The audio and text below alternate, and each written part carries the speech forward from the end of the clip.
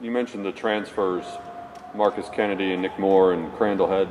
Can you talk a little bit about just how much they've improved since they got here last year and how far ahead they are? Well, you'd have to ask them. I just think,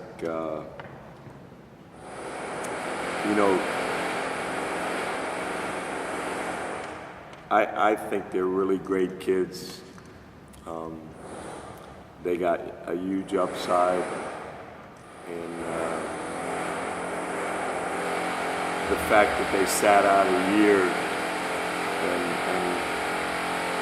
got to watch us coach and know what we're about, it's got to make their transition a lot easier. But understand, we got Louisville twice, Connecticut twice, Rutgers twice, Temple twice, Memphis twice, South Florida, Central Florida.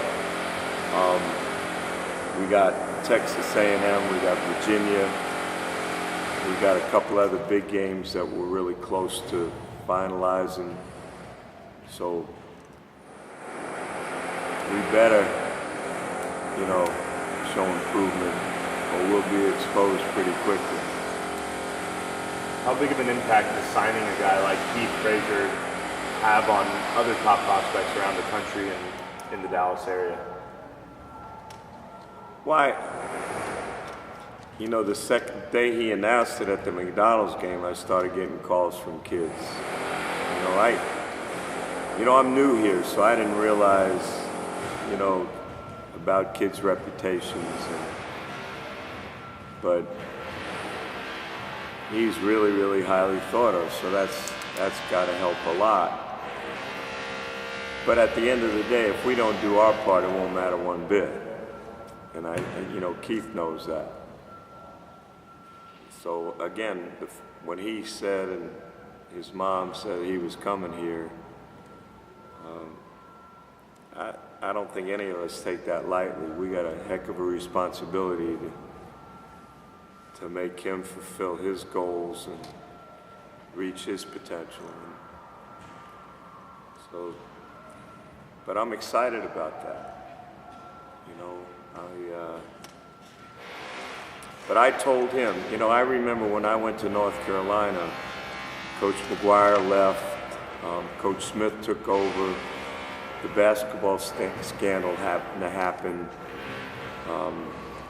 Coach inherited we lost some players, the schedule was cut to 16 games.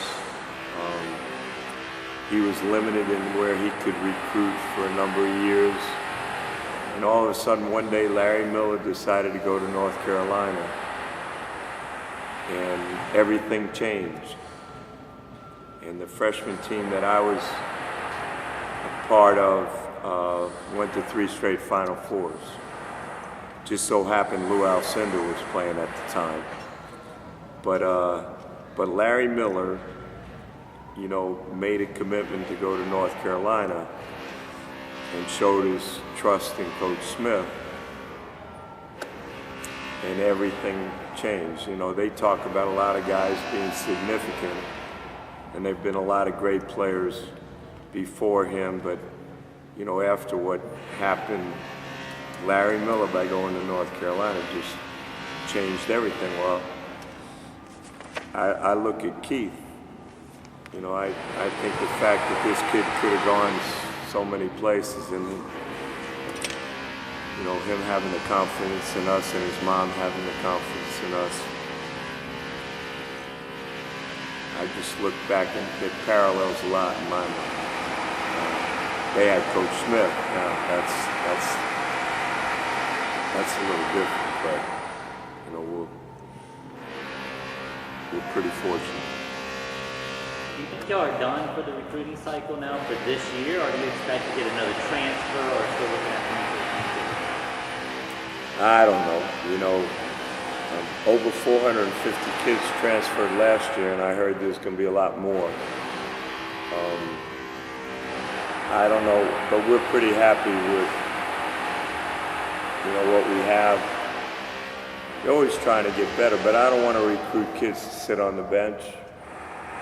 You want to recruit kids that have an opportunity to get better, an opportunity to play. the neat thing is we're going to have competition for every position. Nobody's going to have anything given to them. But now, you know, when I was on the road and I saw Cal and Bill Self and Tom Crane and Jay Wright and all those guys, they're recruiting freshmen, sophomores. You know, we didn't have that luxury. Well, now things are starting to change. We're trying to get, you know, involved with a lot of young kids, and I think we've done a pretty good job in that regard. So when I went to a game, AAU games last year, I was looking at 300 kids. Those guys are looking at 5. You know, and they'll take A, B, and C, and we'll take 129 and 165. I didn't know names, I knew numbers. You know, now, you know, hopefully I'll know names. We'll establish relationships early on. But we got to establish relationships with the coaches. You know, we got to develop a trust with the coaches around here where they're excited when their kids would consider us. That's I think our goal. I want the coaches to come here and watch us practice and know that we're a resource, and then earn their respect. And then if that happens, then the kids will come. You talked during the season about the lack of depth on your team. With all the young guys you're bringing back, the Jalen Jones, Cannon Cunninghams, plus the transfers who sat out this year, can you envision a lineup next year where none of these new kids who signed have to start right away, or do you expect them to hit the floor running and possibly one or more start right away? I could see them all starting, and I could see them all fighting. They're all going to fight for playing time. Nick Russell and Sean Williams got first crack.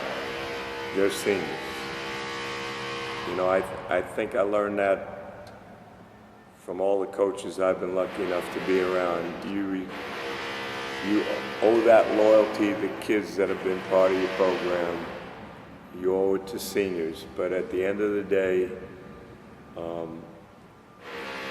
the players that help make us better are going to have the first opportunity to play. But I've never been you know, everybody said when I was in the NBA, I played older guys.